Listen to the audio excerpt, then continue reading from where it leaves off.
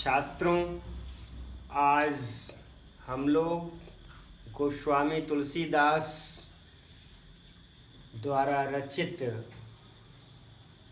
रामचरितमानस महाकाव्य के धनुष प्रसंग के प्रथम भाग की व्याख्या का अध्ययन करेंगे। सबसे पहले तो संदर्भ जानिए इसका। प्रस्तुत पद्यांश गोस्वामी तुलसीदास जी द्वारा रचित रामचरितमानस के बालकांड से उद्धृत है, जो हमारे हिंदी काव्य खंड के धनुष भंग प्रसंग में संकलित है। पाठ करते हैं। उदित उदय गिरि मंच पर रघुबर बाल पतंग, विकसे संत सरोज सब हर से लोचन भृंग। निपन केरी आशा निसिनासी, बचन नखत अवलीन प्रकाशी। मानी महिप कुमुद सकुचाने, कपटी भूप उलूक लुकाने। भये विशोक कोक मुनि देवा, भरसहि सुमन जना वही सेवा। गुरुपद बंदी सहित अनुरागा, राम मुनिन संग आय सुमांगा। सहजहि चले सकल जग स्वामी, मत्त मंजुबर कुंजर गामी। चलत राम सब पुर नर नारी, पुलक पूरी तन भय सुखारी। बंदी पितर सुर सुकृत संभारे, जो कछु पुण्य प्रभाव हमारे। तो शिव धनु मृणाल की नाई, तो रहु राम गणेश गोसाई। राम ही प्रेम समेत लखी सखिन समीप बुलाई। सीता मातु स्नेह बस बचन कहई बिल खाई। आइए कठिन शब्दों को देखा जाए। उदित शब्द है प्रकट होना। उदयगिरी उदयाचल, जिस पर पूर्व की दिशा में सूर्य का उदित होना माना जाता है। रघुवर श्री राम। बाल पतंग, बाल सूर्य यानी उदय के समय, पूर्व दिशा में प्रातः काल उदय होने के समय जो सूर्य दिखाई देता है उसे बाल सूर्य कहते हैं। विकसे, विकसे यानी खिले। संत सज्जन, सरोज कमल, हर्षे हर्षित हुए, लोचन नेत्र, भृंग भौरे। नृपन राजाओं, केरी की, आशा, आशा का अर्थ समझ गए हैं। निशी रात्रि, नासी समाप्त हो गई। वचन बाणी, नखत नक्षत्र, अवली पंक्तियां। मानी, मानी का अर्थ है अभिमानी घमंडी। महिप राजा। कुमुद एक पुष्प है जो रात्रि के समय संकुचित हो जाता है। कपटी, कपट रखने वाले। भूप राजा। उलूक उल्लू, लुकाने छिप गए। भय विशोक, विशोक मतलब शोक रहित। कोक, कोक चकवा चकई पक्षियों का नाम, पक्षी हैं। मुनि, मुनि समझते हैं देवादेव। बरसही, बरसही बरसाने लगे, वर्षा करने लगे। सुमन पुष्पों की। जनावई सेवा, अपना सेवा भाव प्रकट करने लगे। गुरुपद बंदी सहित अनुरागा, अनुरागा अर्थात प्रेम। राम मुनिन संग आयसु, आयसु का अर्थ है आज्ञा। सहजहि, सहजहि माने एकदम सरल स्वभाव में। सकल सभी जग, संपूर्ण जग स्वामी, संपूर्ण संसार के स्वामी। मत्त मतवाले। मंजु सुंदर, बर श्रेष्ठ, कुंजर हाथी। गामी चलना। चलत राम सब पुर नर नारी। पुलक, पुलक अर्थात पुलकित होना। पूरी, पूरी तरह से परिपूर्ण रूप से तन शरीर सुखारी आनंदित होना। वंदना करते हैं। पितर अपने पूर्वज सुर देवता सुकृत पुण्य संहारे, याद करना, स्मरण करना। पुण्य प्रभाव हमारे जो शिवधनु मृणाल की नाई, मृणाल कमल की डंठल को मृणाल कहते हैं। तोरहु राम गणेश गोसाई, गणेश से अर्थात गणेश जी। राम ही प्रेम समेत लखी मतलब देख कर, असखिन समीप बुलाए, सीता मातु स्नेह बस, स्नेह के वशीभूत प्रेम बस, वचन कहे बिलखाए, विलाप करती हुई। आइए व्याख्या करते हैं। तो सबसे पहले प्रसंग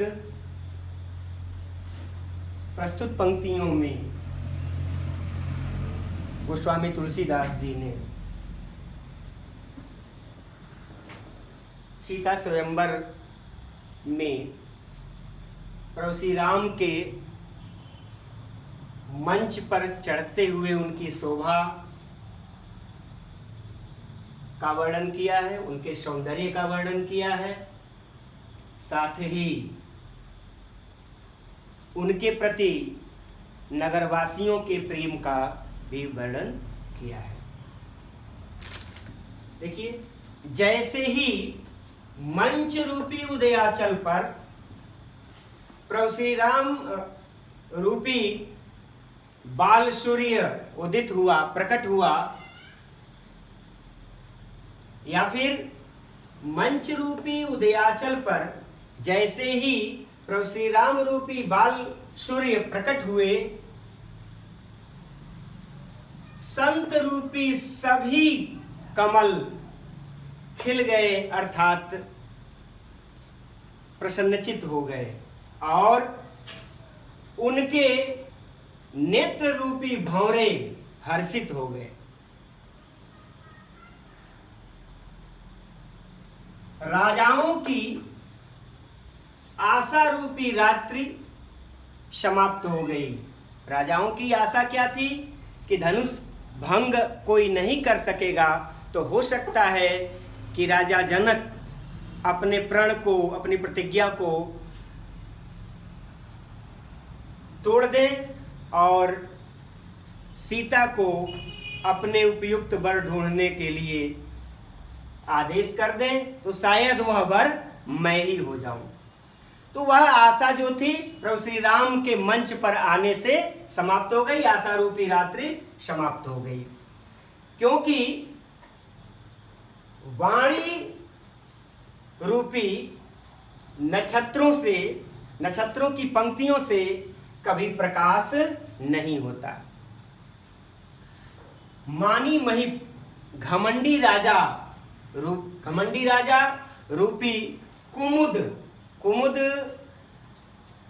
फूल है जो रात्रि में संकुचित हो जाता है, नहीं, रात्रि के समाप्त होने पर यानी दिन होने पर संकुचित हो जाता है। कुमुद एक ऐसा पुष्प है जो जैसे ही दिन होता है वैसे ही वह संकुचित हो जाता है, उसकी पंखुड़ियां बंद हो जाती हैं। तो ये कुमुद जो है महिप राजाओं का रूपक है। तो कह रहे हैं कि जो घमंडी राजा रूपी कुमुद थे उनकी पंखुड़ियां बंद हो गई या वह संकुचित हो गए, और जो कपटी राजा रूपी उल्लू थे वह छिप गए।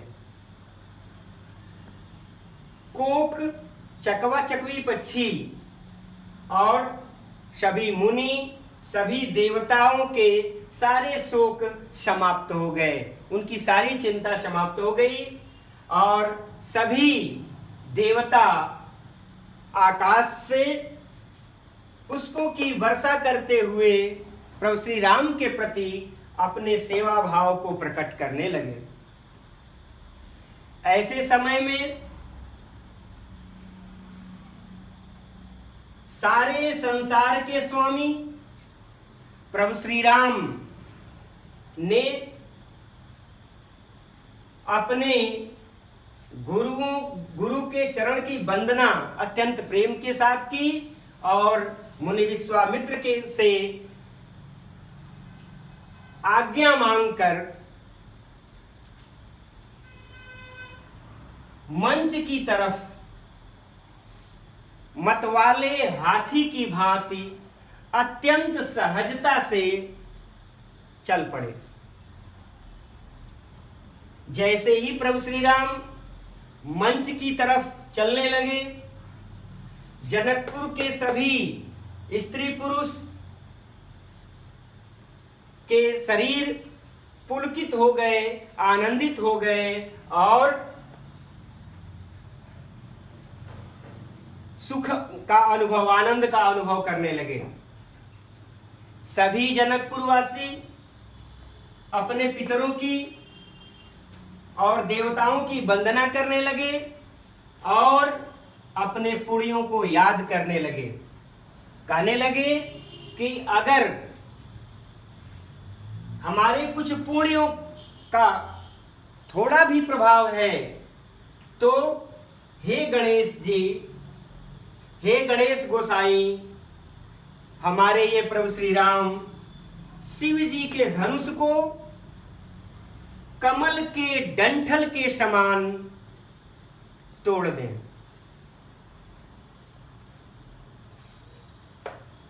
दोहे में देखिए, प्रभु श्री राम के सौंदर्य को देख करके माता सुनैना के अंदर एक वात्सल्य भाव जगा, लेकिन उनको एक संदेह भी साथ साथ उनके हृदय में पैदा हुआ।